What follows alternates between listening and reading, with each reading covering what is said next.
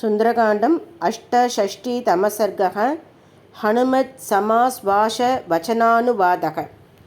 अदागमुद्धरं देव्या पुनरुक्तशसम्भ्रमः तव स्नेहानरव्याघ्र सौगातात् अनुमान्य मे एवं बहुविधं भाष्यो रामो दाशरथिस्त्वया यथा मामाम्नुयाचीक्रं हत्वा रावणमागवे यदि वा मन्यसे वीर वशैकागं नरिन्दम कस्मिंश्चित् संवृते देशे विश्रान्तस्वोकमिष्यसि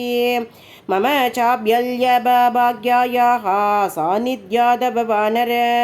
अस्य सोगविभागस्य मुहूर्तं स्याद्विमोक्षणं कते हि त्वया विघ्रान्ते पुनरागमनाय वै प्राणानाम् अभिसन्देहो मम स्यान्नाद्र संशयः तवादर्जननजः सोगो भूयो मां परिधापयेत्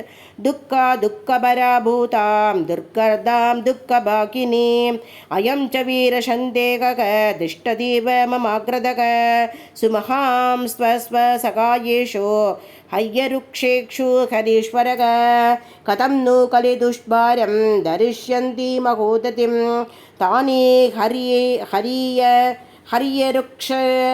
रुक्षसैन्यानि दौवानरवरात्मजौ त्रयाणामेव भूतानां सागरस्यासलङ्कने शक्तिस्याद्वैनदेयस्य वायोर्बाधभवानग तदस्मिन् कार्यनिर्योगे वीरैवं दुरधिक्रमे किं पश्यसि समाधानं त्वं हि कार्यविदाम्बरः काममस्य तमेवैक कार्यस्य परिसाधने पर्यायब्धपरिवीरज्ञ यशस्यस्ते बलोदयः बलैः समग्रैः यदि मां हत्वा रावणमागवे विजयी स्वां पुरीं रामो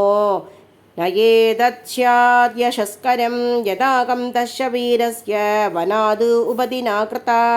रक्षसा तद्भयादेव तथा नार्गतिराघवः फलैषु शङ्कुलां कृत्वा लङ्कां परबलार्तनः मां नयेत्यधिकागुस्तः तत्तस्य सदृशं भवेत् तद्यदा दश्य विघ्रान्तम् अनुरूपं महात्मनः भवद्यागवशूरस्य तदा त्वम् उपपादय तदर्धोपकितं वाक्यं प्रश्रितं हेतुसंहितं निशम्याकं तदशेषं वाक्यमुद्धरम् अब्रवं देवी हरीये रुक्षसैन्यानां ईश्वरप्लवताम्बरः शुग्रीव सद्वसम्पन्नः तवार्थे कृतनिश्चयः तस्य विक्रमसम्पन्नाः सद्भवन्तो महाबलः मनसङ्कल्पसम्पादा निदेशे हरयस्थिताः ये